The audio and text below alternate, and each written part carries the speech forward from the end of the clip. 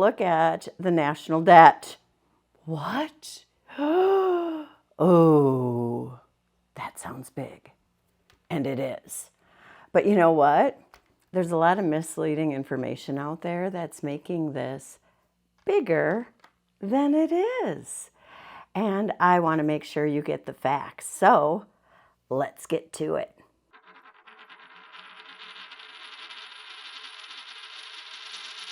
Hearing out there that the interest on the debt was bigger than national defense, or our spending for national defense.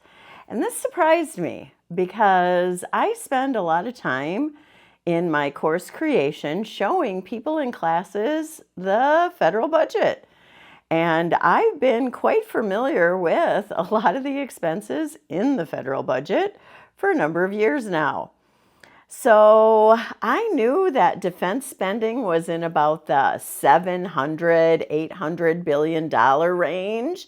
And the last time I was looking at interest on the debt, it was significantly lower than that. And I can't tell you for sure, but I want to say around $400 billion. And the reason I can't tell you for sure what that was is I normally spend some time on defense and Social Security and Medicare and Medicaid. Those are the expenses that I normally talk about in my classes since they're insurance continuing ed. So I never really paid that much attention to the interest on the debt. And when people said it was bigger than defense, I thought, oh my gosh, what's happened? So I did a little bit of research and I came across this article. And the headline tells us that for the first time, U.S. spending on interest on the debt is bigger than defense. That's what the headline tells us. And then we got some handy little graphs. And then I'm reading through the several paragraphs of this article, and never once do they give me the numbers for what the headline says. And then I go back and I look at these graphs, and then I notice this. Yes. These graphs are based on projections. They're not actual numbers. Here is the actual numbers from the U.S. Treasury. The people who write the checks for all the bills.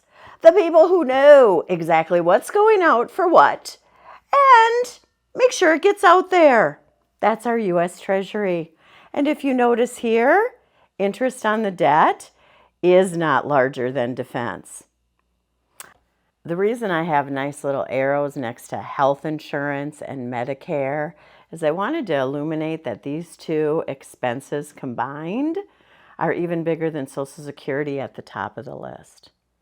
In fact, in the U.S. federal budget, if we were to add together Medicare, Medicaid, VA, and all other tax expenses for health care, you would arrive at a number close to or a little more than 70% of all healthcare expenses.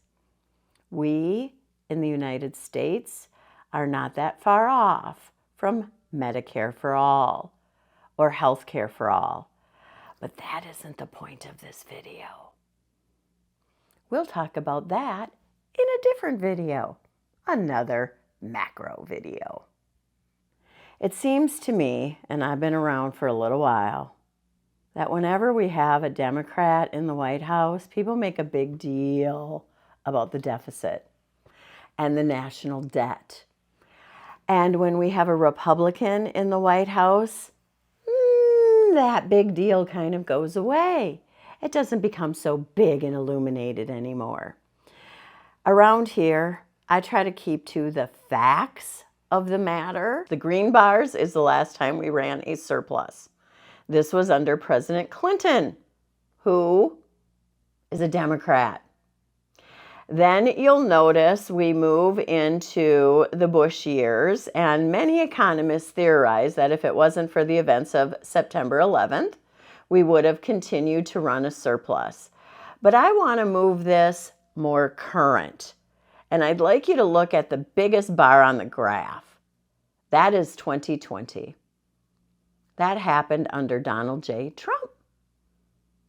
Then we see the next COVID bill, because Trump's was due to the COVID bill. We see the next one under Biden. It's a little smaller. Now, I'd like you to notice the headline here. U.S. federal deficit grew in 2024. The next headline says it's the third largest in U.S. history, which is true. But I gotta tell you, there's another period of time in U.S. history that we ran bigger deficits, at least according to the gross domestic product, when you compare it to that, and when you also inflate it to current modern day dollars. And that was under FDR, Franklin Delano Roosevelt. Considered one of our best U.S. presidents, bringing our economy back from the brink of the Great Depression and building a strong middle class in the 1950s. Here are some of the deficits that he ran during that period of time. And I want you to notice in 1945, if we were to take this $258 billion deficit in 1948 and inflate it to today with the U.S. inflation calculator, very handy. I'll put that in the description down below. You'll find that was over a $4 trillion budget deficit. 3 times what it was in 2024. Now, I tell you all of this because I think it's important to keep everything in context. There's a lot of people out there running around saying things about how big these numbers are and how catastrophic it is. And I think we need to keep it in context. What Joe Biden did with a lot of this recent legislation was invest in our economy and in the American people, just like FDR did. And FDR created an economy that was great for the middle class. That is what Joe Biden was working on. And you know what? It's been working. Take a moment and Google any economic indicator you want. Job numbers, inflation. Oh my gosh.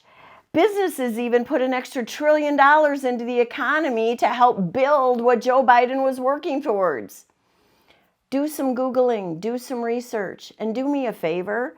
Whenever you hear headlines like, for the first time in history this has happened, do a little research yourself, please. There's a lot of disinformation out there, and there's a lot of information trying to sway us in certain ways that are potentially not in our best interest. And do you know what? A lot of those messages come from people with a lot of money. They have an interest in wanting to keep things a certain way. I've also put another resource in the link below. It's a CNBC video in which they talk about the national debt and how much we really should be concerned about this barometer.